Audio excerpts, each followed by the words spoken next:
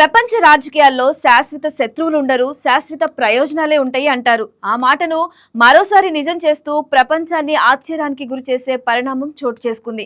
ఒకప్పుడు ఆఫ్ఘనిస్తాన్లో యుద్ధం చేసిన రష్యా ఇప్పుడు అదే ఆఫ్ఘనిస్తాన్ను పాలిస్తున్న తాలిబాన్ ప్రభుత్వంతో సైనిక సహకార ఒప్పందం కుదుర్చుకుంది. మాస్కోలో కుదిరిన ఈ మిలిటరీ టెక్నికల్ కోఆపరేషన్ అగ్రిమెంట్ ఇప్పుడు దక్షిణాసియా రాజకీయాల్లో కొత్త చర్చకు తెరలేపింది. ఈ ఒప్పందం వెనుక రష్యా వ్యూహం ఏమిటి?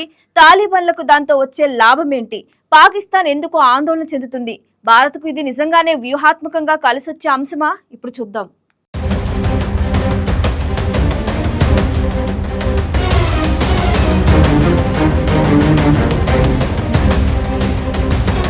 ఆఫ్ఘనిస్తాన్లో తాలిబాన్లు అధికారంలోకి వచ్చిన తర్వాత అంతర్జాతీయ వేదికపై గుర్తింపు కోసం నిరంతరం ప్రయత్నిస్తూనే ఉన్నారు. 2021లో అమెరికా సేనలు ఉపసంహరించుకున్న తర్వాత తాలిబాన్లు అధికారాన్ని స్వాధీనం చేసుకున్నప్పటికీ ప్రపంచంలోని చాలా దేశాలు వారి ప్రభుత్వానికి అధికారిక గుర్తింపు ఇవ్వలేదు. అలాంటి పరిస్థితుల్లో రష్యా మాత్రం క్రమంగా తాలిబాన్లకు దగ్గరవుతూ వచ్చింది.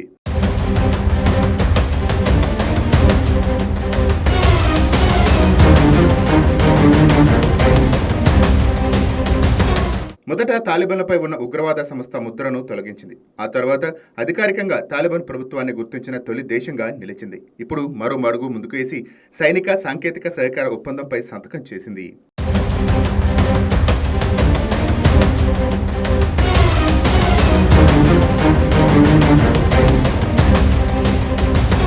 మే 27న మాస్కోలో జరిగిన అంతర్జాతీయ భద్రతా సమావేశంలో తాలిబాన్ రక్షణ మంత్రి మొహమ్మద్ యాకూబ్ ముజాహిద్, రష్యా భద్రతా మండల కార్యదర్శి షెర్లీ షాయిగు ఈ ఒప్పందంపై సంతకాలు చేశారు. ఒప్పందంలోని పూర్తి వివరాలు బయట పెట్టకపోయినా ఇది మిలిటరీ టెక్నికల్ కోఆపరేషన్ అగ్రిమెంట్ అని రెండు వర్గాలు ధృవీకరించాయి.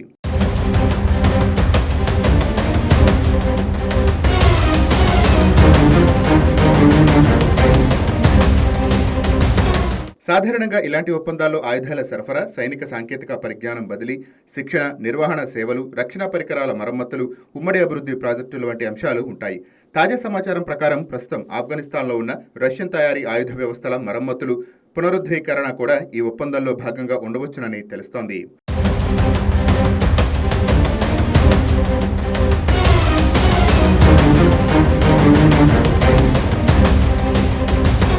అయితే అసలు ప్రశ్న ఒక్కటే, రష్యా ఎందుకు తాలిబాన్లకు ఇంత ప్రాధాన్యత ఇస్తోంది? దీనికి ప్రధాన కారణం ఐసిస్ ఖోరాసోన్ లేదా ఐసిస్ కే. ప్రస్తుతం ఆఫ్ఘనిస్తాన్లో అత్యంత ప్రమాదకర ఉగ్రవాద సంస్థగా ఐసిస్ కే కార్యకలాపాలు సాగిస్తోంది. 2024లో మాస్కోలోని క్రోకస్ సిటీ హాల్పై జరిగిన ఘోర ఉగ్రదాడి తర్వాత ఆ సంస్థను రష్యా అత్యంత ప్రమాదకర ముప్పుగా పరిగణిస్తోంది. ఐసిస్ కేపై పోరాటంలో తాలిబాన్ల సహకారం అవసరమని మాస్కో భావిస్తోంది. అందుకే భద్రతా భాగస్వామ్యాన్ని మరింత బలోపేతం చేస్తోంది.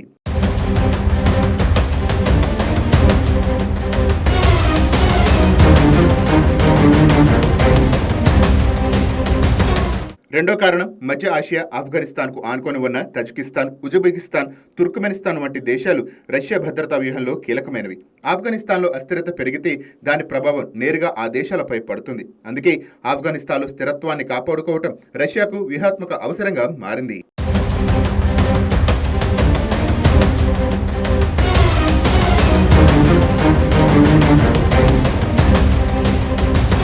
ఇంకో కోణంలో చూస్తే 2021లో అమెరికా ఉపసంహరణ తర్వాత ఏర్పడిన వ్యూహాత్మక ఖాళీని భర్తీ చేయడానికి రష్యా, చైనా, ఇరాన్ తీవ్రంగా ప్రయత్నిస్తున్నాయి.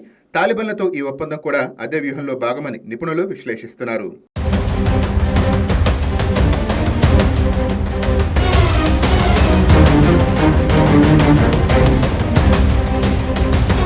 ఇప్పుడు మొత్తం ఈ వ్యవహారంలో ఎక్కువగా ఆందోళన చెందుతున్న దేశం పాకిస్తాన్. గత 2 దశాబ్దాలుగా ఆఫ్ఘనిస్తాన్పై పాకిస్తాన్కు గణనీయమైన ప్రభావం ఉండేది. తాలిబాన్లపై కూడా ఇస్లామాబాద్కు ఆధిపత్యం ఉందని ప్రపంచం భావించేది. కానీ గత కొన్నేళ్లుగా పరిస్థితులు పూర్తిగా మారిపోయాయి.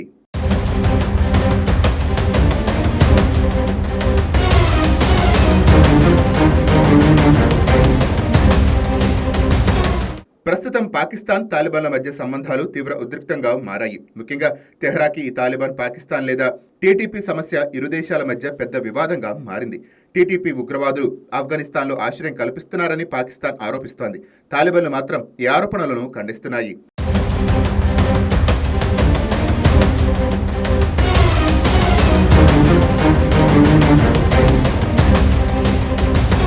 ఈ వివాదం సరిహద్దు ఘర్షణలకు కూడా దారితీసింది. పలు సందర్భాల్లో కాల్పులు, వైమానిక దాడులు కూడా జరిగాయి. ఇలాంటి సమయంలో తాలిబాన్లను రష్యా మద్దతు పెరగడం పాకిస్తాన్కు వ్యూహాత్మక ఆందోళనకరంగా మారింది.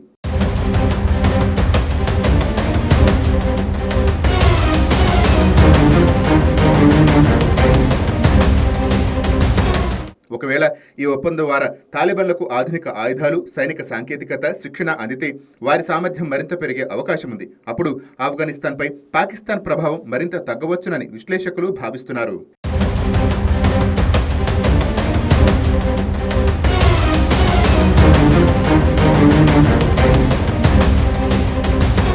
ఇక భారత్ విషయానికి వస్తే భారత్ ఇప్పటివరకు తాలిబాన్ ప్రభుత్వాన్ని అధికారికంగా గుర్తించలేదు. అయినప్పటికీ కాబూల్లో పరిమిత దౌత్య సంబంధాలు కొనసాగిస్తోంది.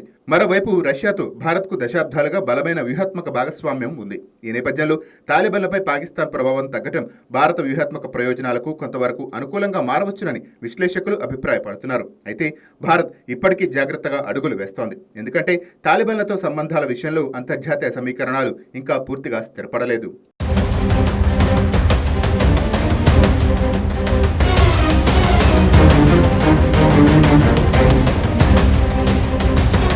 అయితే ఈ కథలో మరో కీలక పాత్రధారి చైనా ఇప్పటికే తాలిబాన్లతో సంబంధాలు విస్తరిస్తోంది. ముఖ్యంగా ఆఫ్ఘనిస్తాన్లోని ఖనిజ సంపదపై బీజింగ్ కన్నేసింది. ప్రపంచంలో అత్యంత విలువైన లిథియం నిల్వలు, రాగి గనులు, అరుదైన ఖనిజాలు ఆఫ్ఘనిస్తాన్లో ఉన్నాయని అంచనా. ఎలక్ట్రానిక్ వాహనాలు, బ్యాటరీలు, హైటెక్ పరిశ్రమలకు లిథియం అత్యంత కీలకం. అందుకే చైనా మాత్రమే కాదు, రష్యా కూడా ఈ వనరులపై కన్నేసినట్టు విశ్లేషకులు చెప్తున్నారు.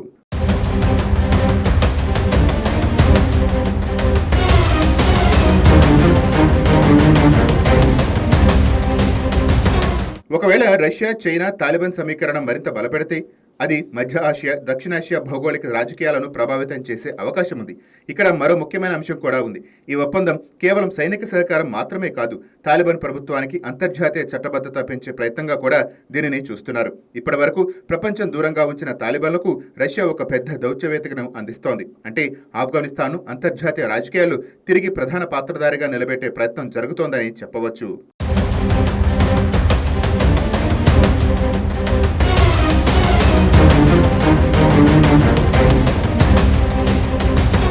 అందుకే ఈ ఒప్పందాన్ని కేవలం రెండు దేశాల మధ్య రక్షణ ఒప్పందంగా మాత్రమే చూడటం సరైంది కాదు. ఇది రష్యా ప్రభావ విస్తరణ, తాలిబాన్ చట్టబద్ధత, పాకిస్తాన్ వ్యూహాత్మక ఆందోళనలు, చైనా ఆర్థిక ప్రయోజనాలు, భారత భద్రతా లెక్కలు, ఇలా అనేక అంశాలను తాకుతున్న బహుముఖ రాజకీయ పరిణామంగా మారింది.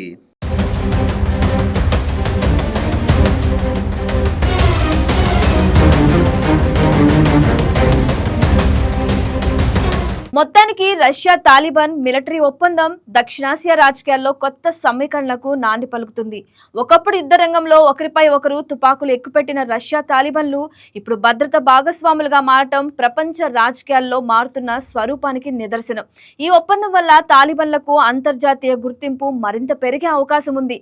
అదే సమయంలో పాకిస్తాన్ ఆందోళనలు పెరుగుతుండగా భారత్ పరిస్థితిని నిశితంగా గమనిస్తుంది.